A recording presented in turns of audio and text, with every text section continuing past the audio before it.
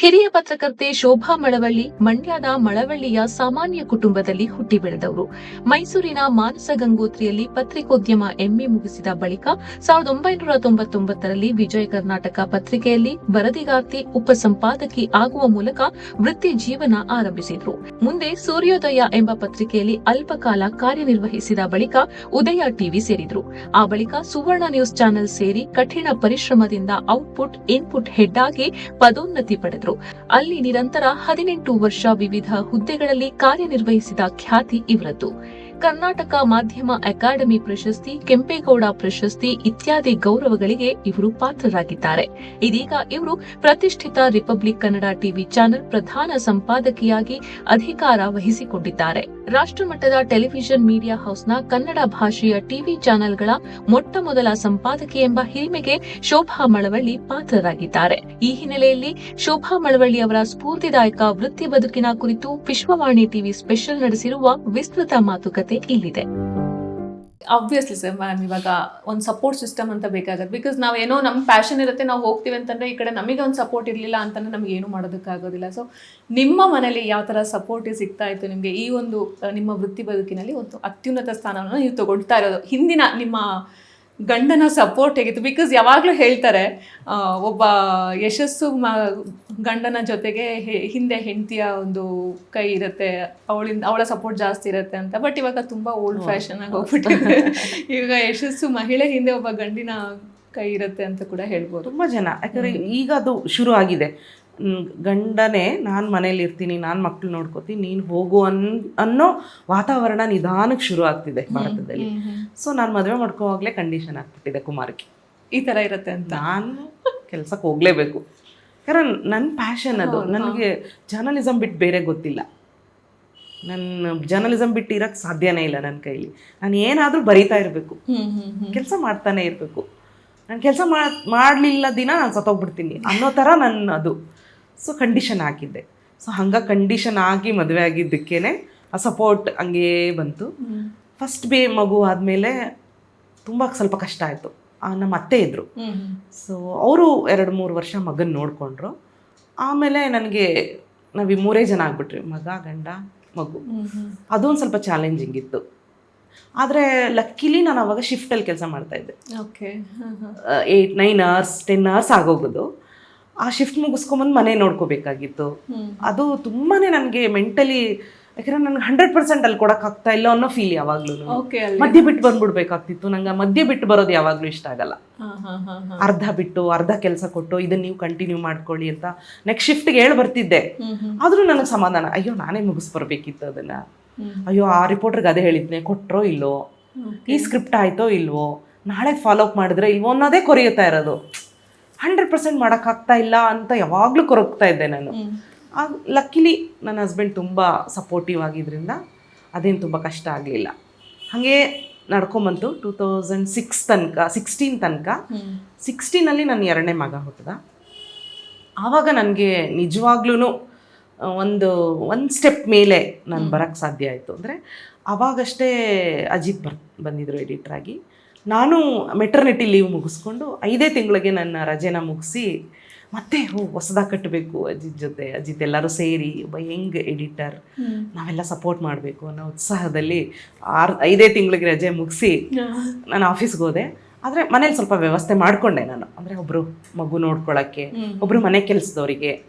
ದುಡ್ಡು ಹೋದರೂ ಹೋಗಲಿ ಪರವಾಗಿಲ್ಲ, ನಾನು ಕೆಲಸ ಮಾಡಬೇಕು ಅನ್ನೋ ಇದಕ್ಕೋಸ್ಕರ ಎಲ್ಲ ವ್ಯವಸ್ಥೆ ಮಾಡಿದೆ. ಸೊ ಲಕ್ಕಿಲಿ ನನ್ನ ಹಸ್ಬೆಂಡ್ ಬಿಸ್ನೆಸ್ ಮಾಡ್ತಿದ್ದರಿಂದ ಅವರು ಮನೇನ ಅವಾಗವಾಗ ಬಂದು ನೋಡಿಕೊಂಡು, ಅವರೇನು ಅಂದರೆ ಫಿಕ್ಸ್ ಟೈಮ್ ಏನಿರಲಿಲ್ವಲ್ಲ ಅವರಿಗೆ. ಹಾಗಾಗಿ ಮನೆಗೆ ಬಂದು ನೋಡ್ಕೊಂಡು, ನಾನು ನೋಡ್ಕೋತೀನಿ, ನೀನು ಹೋಗಿ ಪರವಾಗಿಲ್ಲ ಅಂತ. 16 ನಂತರ ನನ್ನ ವರ್ಕಿಂಗ್ ಸ್ಟೈಲ್ ತುಂಬ ಚೇಂಜ್ ಆಗಿಬಿಡ್ತು. ಅಂದರೆ ತುಂಬ ಜವಾಬ್ದಾರಿ ಜಾಸ್ತಿ ಆಯಿತು ನನಗೆ. ಔಟ್ಪುಟ್ಟಿಗೆ ಬಂದೆ. ಅಲ್ಲಿ ತನಕ ಇನ್ಪುಟ್ಟಲ್ಲಿದ್ದೆ. 17ಇಂದ ನಾನು 16 ಎಂಡಲ್ಲಿ ನಾನು ಔಟ್ಪುಟ್ಟಿಗೆ ಬಂದೆ. ಅದು ಇಡೀ ಟೀಮ್ನ ಜೊತೆಯಲ್ಲಿ ಕೆಲಸ ಮಾಡ್ಕೊಂಡು ಹೋಗೋದು. ಸೊ 2ನೇ ಮಗನ ನಾನು ನೋಡಿಕೊಂಡೇ ಇಲ್ಲ. 5 ತಿಂಗಳವನಿಗೆ ನಾನು ಫೀಡ್ ಮಾಡಲೇ ಇಲ್ಲ. ಆಮೇಲೆ ನಾನು ಅವನಿಗೆ ಫೀಡ್ ಮಾಡದೆ ಅನುಭವಿಸಿದ್ದ ಬೇರೆ ಬೇರೆ ಹೆಲ್ತ್ ಇಶ್ಯೂಸ್ ಆಯಿತು. ನನಗೆ ಫೀಡ್ ಮಾಡೋಕ್ಕಾಗಲಿಲ್ಲ. ಫೀಡ್ ಮಾಡದೇ ಇದ್ರೆ ಏನು ಪ್ರಾಬ್ಲಮ್ ಆಗುತ್ತೆ ಅಂತ ಗೊತ್ತಲ್ಲ ನಿಮಗೆ. ಮಾಡೋಕ್ಕಾಗ್ತಿರ್ಲಿಲ್ಲ, ಒನ್ ಟೈಮ್ ನೈಟ್ ಮಾಡೋಕ್ಕಾಗ್ತಿತ್ತು ಅಷ್ಟೇ. ಇನ್ನು ರೆಸ್ಟ್ ಆಫ್ ದ ಟೈಮ್ ಆಫೀಸಲ್ಲೇ ಇರ್ತಾಯಿದ್ದೆ. ಅದರಿಂದ ತುಂಬ ಪ್ರಾಬ್ಲಮ್ಸ್ ಆಯಿತು, ಹೆಲ್ತ್ ಇಶ್ಯೂಸ್ ಆಯಿತು ನನಗೂ. ನನ್ನ ಮಗನಿಗೂ ತುಂಬ ಹೆಲ್ತ್ ಇಶ್ಯೂಸ್ ಆಯಿತು. ಆದ್ರೂ ನಾನು ಏನೋ ಸಂಭಾಳಿಸ್ಕೊಂಡು ಈ ಕೆಲಸ ಬಿಟ್ಕೊಟ್ಟಿಲ್ಲ. ಎಲ್ಲರೂ ಮಗು ನೋಡ್ಕೊ, ಮನೇಲಿರು ಅಂತ ಎಷ್ಟು ಇದು ಮಾಡ್ತಿದ್ರು ಮನೇಲಿ ಫ್ಯಾಮಿಲಿಲಿ. ನಾನು ಅದು ಯಾವುದಕ್ಕೂ ತಲೆ ಇಲ್ಲ, ನಾನು ಎರಡೂ ಸಂಭಾಳಿಸ್ತೀನಿ, ನನ್ನ ಕೈಲಾಗುತ್ತೆ. ನಾನೇ ಸೆಲ್ಫ್ ಮೋಟಿವೇಶನ್ ಮಾಡಿಕೊಂಡು ಮನೇಲಿ ಯಾವುದೇ ರೀತಿಯ ಜಗಳಗಳು, ಇದು ಮಿಸ್ಅಂಡರ್ಸ್ಟ್ಯಾಂಡಿಂಗ್ ಬರದೇ ಇರೋ ಥರ, ಮನೇಲಿ ಸೋಲೋದು, ಆಫೀಸಲ್ಲಿ ಗೆಲ್ಲೋದು, ಆ ಥರ ಮೇಂಟೈನ್ ಮಾಡ್ಕೊಂಡು ಬಂದಿದ್ದರಿಂದ ಸೊ ಅದು ನನ್ನ ಇಲ್ಲಿ ತನಕ ತಂದು ನಿಲ್ಲಿಸಿದೆ ಅನ್ಸುತ್ತೆ. ತುಂಬ ಕಾಂಪ್ರಮೈಸ್ ಮಾಡ್ಕೊಂಡಿದ್ದೀನಿ ಲೈಫಲ್ಲಿ, ತುಂಬ ಕಾಂಪ್ರಮೈಸ್. 2019 ತನಕ ನಾನು ಫ್ಯಾಮಿಲಿ ಟೂರೇ ಹೋಗಿಲ್ಲ. 2019 ತನಕ ಸಮ್ಮರ್ ಹಾಲಿಡೇಸು, ಕ್ರಿಸ್ಮಸ್ ರಜೆ, ದಸರಾ ರಜೆ ಎಲ್ಲೂ ಹೋಗ್ತಿರ್ಲಿಲ್ಲ. ಹೋದರೆ ಒಂದು ಮಂತ್ರಾಲಯ, ಒಂದು ದೇವಸ್ಥಾನ ಅಷ್ಟೇ. ನನ್ನ ಕ್ಲೋಸ್ ಫ್ರೆಂಡ್ ರಜಿನಿ, ಅವಳು ಯಾವಾಗಲೂ ಹೇಳೋಳು, ಫ್ಯಾಮಿಲಿ ಜೊತೆ ಟೈಮ್ ಸ್ಪೆಂಡ್ ಮಾಡಿ, ಲೀವ್ ತಗೊಳ್ಳಿ, ಆಚೆ ಹೋಗಿ. ತುಂಬ ಅವಳು ನನ್ನನ್ನು ಮೋಟಿವೇಟ್ ಮಾಡ್ತಿದ್ಲು. ಬರೀ ಕೆಲಸ ಅಂತ ಯಾಕೆ ಇರ್ತೀರಾ?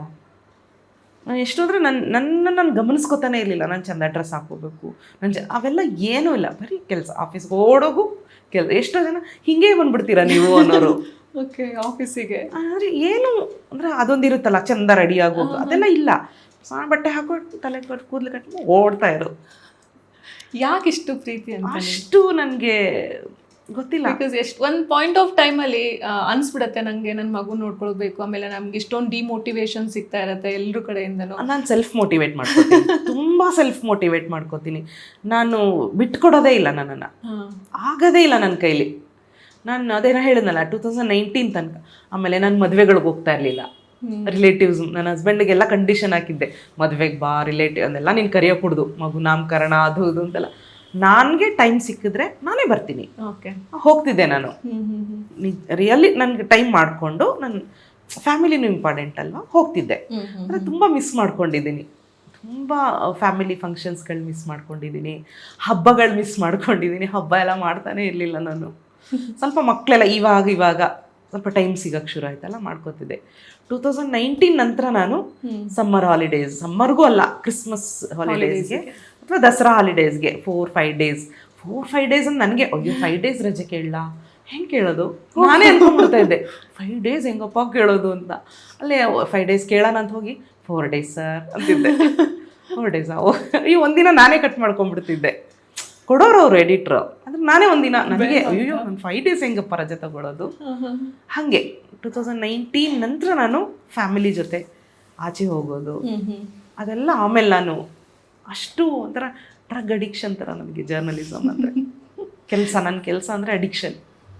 ಸೊ ಇದು ಎಲ್ಲರಿಗೂ ಆಗತ್ತೆ ಈ ಥರ. ಇವಾಗ ಏನು ವರ್ಕಿಂಗ್ ವುಮೆನ್ ಮತ್ತು ಮಗು ಇದ್ದದ್ದು ಅಂಥವ್ರಿಗೆ ಒಂದು ಗಿಲ್ಟ್ ಅನ್ನೋದು ತುಂಬಾ ಕಾಡ್ತಾ ಇರುತ್ತೆ. ಅದು ಲೈಫ್ ಲಾಂಗ್ ನಮಗಿರುತ್ತೆ. ಬಿಕಾಸ್ ಆ ಒಂದು ಫೇಸಲ್ಲಿ ನಮ್ಮ ಮಕ್ಳ ಜೊತೆ ನಾವಿಲ್ಲ ಅಂತಂದಾಗ ಆ ಗಿಲ್ಟ್ ನಮಗಿರುತ್ತೆ. ಇವಾಗ ನನಗಾದ್ರೂ ಆ ಗಿಲ್ಟ್ ಇದ್ದೇ ಇರುತ್ತೆ, ಆ ಟೈಮಲ್ಲಿ ನನ್ನ ಮಗು ಜೊತೆ ನಾನು ಇರಲ್ಲ ಅಂತಂದು. ಸೊ ಯಾವಾಗಾದ್ರೂ ಅನಿಸಿದ್ಯಾ, ಯಾಕೆ ಬೇಕು ನನ್ನ ಮಕ್ಳನ್ನೆಲ್ಲ ಬಿಟ್ಬಿಟ್ಟು ನನ್ನ ಆರಾಮಾಗಿ ನಾನಿಲ್ಲದೆ ಪಾಪ ಅವು ಬೆಳೀತಾ ಇದ್ದಾವೆ, ನಾನು ಅವ್ರಿಗೆ ಟೈಮ್ ಕೊಡ್ತಾ ಇಲ್ಲ, ಆ ಥರದ್ದು ಯಾವಾಗಾದ್ರೂ ಅನಿಸಿದ್ಯಾ? ಅದನ್ನು ಓವರ್ಕಮ್ ಮಾಡಿರೋದು ಏನಾದರೂ ಅಂತ? ಯಾವತ್ತೂ ನನಗೆ ಅನಿಸೇ ಇಲ್ಲ. ಯಾಕಂದರೆ ನಮ್ಮ ಈ ಗಿಲ್ಟ್ ಇದೆಯಲ್ವಾ, ಗಿಲ್ಟ್ ಇಟ್ಕೋಬಾರ್ದು ಅಂತ ನಾನು ಹೇಳೋದು. ನೀವು ಗಿಲ್ಟ್ ಇಟ್ಕೊಂಡ್ಬಿಟ್ರೆ ನಿಮ್ಗೇನು ಮಾಡೋಕ್ಕಾಗಲ್ಲ. ಅದು ನಿಮ್ಮನ್ನು ಹಿಂದೆ ಎಳೆಯುತ್ತೆ. ಅಯ್ಯೋ ನನ್ನ ಮಗು ನೋಡ್ಕೊಂಡಿಲ್ಲ, ಅಯ್ಯೋ ನನ್ನ ಮನೇಲಿ ಜೊತೇಲಿ ಇರಬೇಕು, ಅಯ್ಯೋ ನನ್ನ ಫ್ಯಾಮಿಲಿ ಜೊತೆ ಫಿಲ್ಮಿಗೆ ಹೋಗಬೇಕು, ಹೋಗಲಿಲ್ಲ, ನಾನು ಮಿಸ್ ಮಾಡ್ಕೊಂಬಿಟ್ಟೆ. ನೀವು ಯಾವತ್ತೂ ಹಿಂದೆ ತಿರುಗಿ ನೋಡಬೇಡಿ ಅಂತ ನಾನು ಹೇಳೋದು. ಮುಗಿದು ಎಲ್ಲ ಕಳ್ಕೊಂಡಿದ್ದೀರಲ್ವ, ಮತ್ತೆ ಯಾಕೆ ತಿರುಗಿ ನೋಡ್ತೀರಾ? ಅಥವಾ ಕಳ್ಕೊಳ್ಳದೆ ಇರೋ ಹೆಂಗೆ ಅಂತ ಪ್ಲ್ಯಾನ್ ಮಾಡೋಣ ನೆಕ್ಸ್ಟು, ಆಯಿತಾ? ಒಂದು ಟೈಮ್ ಮಾಡ್ಕೊಳ್ಳೋಣ. ಈ ಟೈಮಲ್ಲಿ ನಾನು ಫ್ಯಾಮಿಲಿ ಜೊತೆ ಇರ್ತೀನಿ, ಈ ಟೈಮಲ್ಲಿ ನನ್ನ ಮಕ್ಳ ಜೊತೆ ಇರ್ತೀನಿ. ನಾನೇನು ಅಂದರೆ ನನ್ನನ್ನೇ ನಾನು ಸೆಲ್ಫ್ ಮೋಟಿವೇಟ್ ಮಾಡ್ಕೋತಿದ್ದೀವಿ.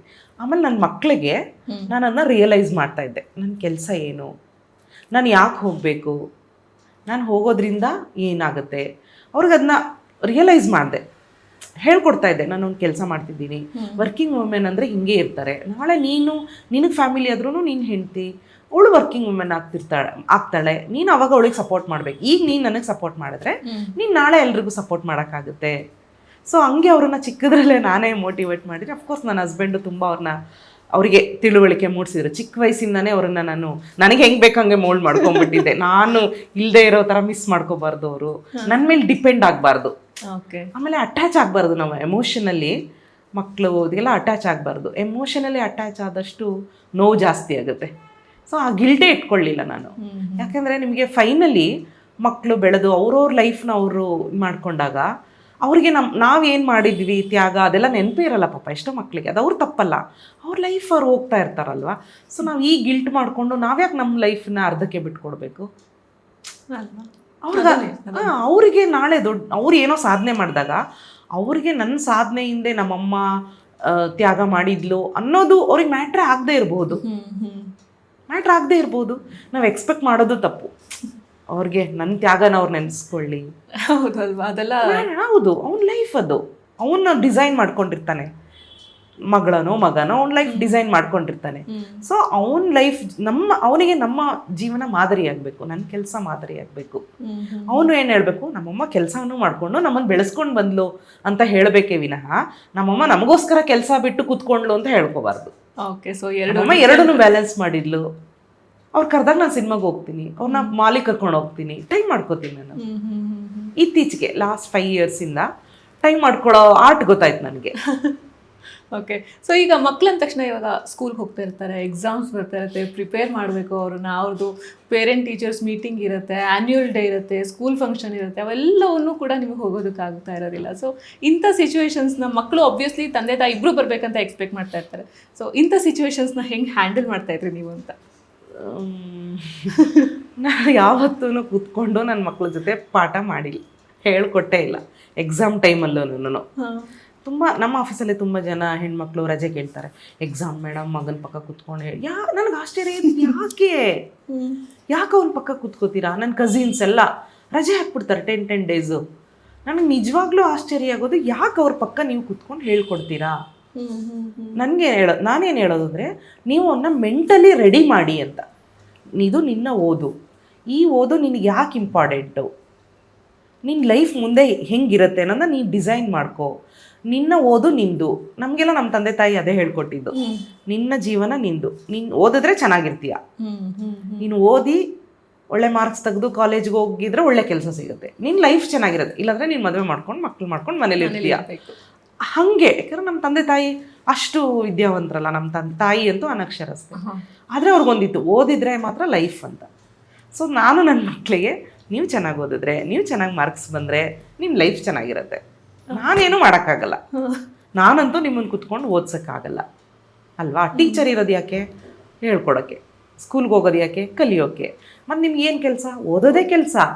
ನನಗೆ ಹಂಗಲ್ಲ, ಮನೆ ಕೆಲಸ ಮಾಡಬೇಕು, ಆಫೀಸಲ್ಲಿ ಕೆಲಸ ಮಾಡಬೇಕು, ನಾನಾ ಥರ ಕೆಲಸ ಇದೆ. ಸೊ ನಿನ್ನ ಕೆಲಸ ಏನು? ಅವ್ರಿಗೆ ರಿಯಲೈಸ್ ಮಾಡಿದೆ, ಓದೋದು ನಿನ್ನ ಕೆಲಸ, ನೀನು ಓದಬೇಕು, ನೀನು ಓದೋದರಷ್ಟೇ ನೀನು ಸಕ್ಸಸ್ ಆಗ್ತೀಯಾ ಅನ್ನೋನ ನಾನು ತುಂಬ ಚಿಕ್ಕ ವಯಸ್ಸಲ್ಲೇ ಅವರಿಗೆ, ನಾನು ನನ್ನ ಹಸ್ಬೆಂಡ್ ಇಬ್ಬರೂ ರಿಯಲೈಸೇಷನ್ ಮಾಡಿದ್ವಿ, ಅವ್ರಿಗೆ ಅರ್ಥ ಆಗೋ ಥರ. ಸೊ ಹಾಗಾಗಿ ನಾನು ಯಾವತ್ತೂ ನನ್ನ ಮಕ್ಕಳು ಅಮ್ಮ ನೀರು ನಂಗೆ ಓದಿಸು ಅಂತ ನಾನು ಯಾವತ್ತೂ ಕೂತ್ಕೊಂಡು ಅವ್ರ ಪಕ್ಕ ಓದಿಸೇ ಇಲ್ಲ. ಆದರೆ ಅವರಿಬ್ಬರು ತುಂಬ ಚೆನ್ನಾಗಿ ಓದ್ತಾರೆ, ಒಳ್ಳೆ ಮಾರ್ಕ್ಸ್ ತೆಗಿತಾರೆ. ಅವರಿಬ್ರಿಗೂ ಗೊತ್ತಾಗಿದೆ, ದೊಡ್ಡವನು ತುಂಬ ಮೆಚ್ಯೂರ್ ಇದ್ದಾನೆ ಅವನು, ಹಂಗೆ ಅದೇನು ಸಮಸ್ಯೆ ಆಗಿಲ್ಲ. ಸೊ ಪೇರೆಂಟ್ ಟೀಚರ್ ಮೀಟಿಂಗ್ ನಾನು ಹೋಗಿದ್ದೆ ರೂಪ. ಸೊ ಅದೇನೋ ಪೇರೆಂಟ್ ಟೀಚರ್ ಮೀಟಿಂಗ್ ಇರೋ ಸಾಟರ್ಡೇ ಇರುತ್ತೆ. ಸಾಟರ್ಡೇ ಇದ್ದರೆ ಇಲ್ಲೇನು ನ್ಯೂಸ್ ಇಲ್ಲ ಅಂದರೆ, ನಾನು ಆಫೀಸ್ ಹತ್ರನೇ ನಮ್ಮ ಸ್ಕೂಲು, ಮಧ್ಯ ಹೋಗ್ತಿದ್ದೆ. ಸ್ಟಾರ್ಟಿಂಗ್ ಒಂದು ಫಸ್ಟ್ ಸ್ಟ್ಯಾಂಡರ್ಡ್ ಸೆಕೆಂಡ್ ಸ್ಟ್ಯಾಂಡರ್ಡ್ ತನಕ ಹೋದೆ. ಆಮೇಲೆ ಅವನಿಂದ ಏನು ಕಂಪ್ಲೇಂಟ್ಸೇ ಇಲ್ಲ. ಸ್ಕೂಲ್ಗೆ ಹೋದ್ರೆ 10 ನಿಮಿಷ teacher, oh is very good, is very responsible, is very matured ಅನ್ನೋಕ್ಕೆ ಶುರು ಆದ್ರೆ, ನಾನು ಇನ್ನೇನಕ್ಕೆ ಹೋಗಲಿ, ನನ್ನ ಹಸ್ಬೆಂಡ್ ನೀನೇ ಹೋಗಿಸ್ಕೊಂಬರಪ್ಪ. ಸೊ ಹೋಗೇ ಇಲ್ಲ ನಾನು. ಸೊ ಇದಕ್ಕೆಲ್ಲ ಏನು ಆ್ಯನ್ಯುವಲ್ ಡೇಗೆಲ್ಲ ಅಷ್ಟು ನಂಗೆ ಟೈಮ್ ಸ್ಪೆಂಡ್ ಮಾಡೋಕ್ಕಾಗಿಲ್ಲ.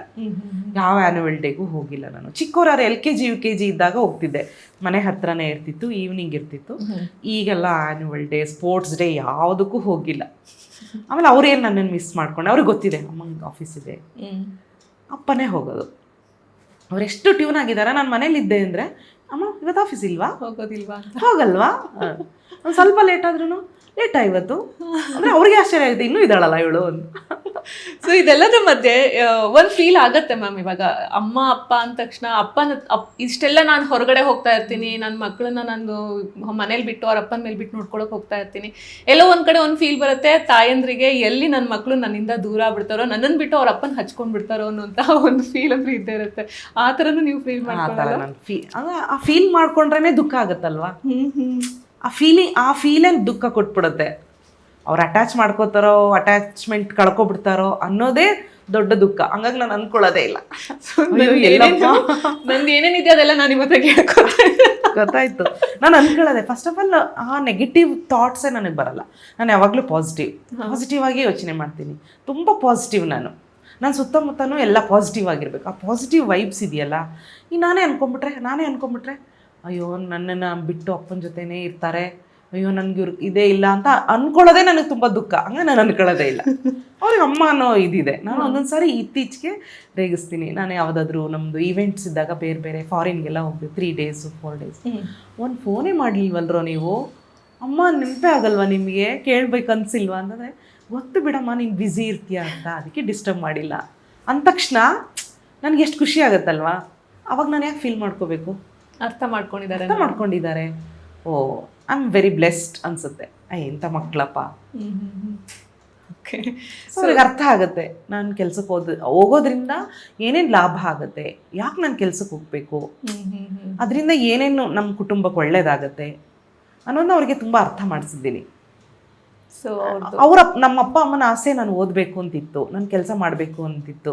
ಈಗ ನಾನು ಹೆಂಗೆ ಆಸೆ ಪಡ್ತಿದ್ದೀನಿ, ನಾನು ಓದಿ ಒಳ್ಳೆ ಕೆಲಸಕ್ಕೆ, ಹಾಗೆ ನಮ್ಮ ಅಪ್ಪ ಅಮ್ಮ ನನ್ನನ್ನು ಓದಿಸಿದ್ದಾರೆ, ನಾನು ಅವ್ರ ಕನಸು ಫಿಲ್ ಮಾಡಬೇಕಲ್ವಾ. ಹೌದು ಅಂತಾರೆ. ಅಂದರೆ ಮಕ್ಕಳನ್ನೂ ಮೋಟಿವೇಟ್ ಮಾಡ್ಬೇಕು ನಾವು, ಅದು ನಮ್ಮ ಕೈಯಲ್ಲೇ ಇದೆ. ತುಂಬ ಎಮೋಷನಲ್ಲಿ ಅಟ್ಯಾಚ್ ಮಾಡಿಕೊಂಡು ಅವರೂ ತುಂಬ ಎಮೋಷನಲ್ ಆಗಿಬಿಟ್ಟು ಅವರು ಅಟ್ಯಾಚ್ಮೆಂಟ್ ಆಗಿಬಿಟ್ರೆ ಕೆಲವು ಬಂಧಗಳಿರ್ತಾವಲ್ಲ, ಬಿಡಿಸ್ಕೊಳಕ್ಕಾಗಲ್ಲ ನಮ್ಮ ಕೈಲಿ. ಅದರಿಂದ ದುಃಖನೇ ಜಾಸ್ತಿ ಆಗುತ್ತೆ. ಸೊ ಅಂಟಿಯೂ ಅಂಟದಂತಿರಬೇಕು, ಅದು ನನ್ನ ಪಾಲಿಸಿ.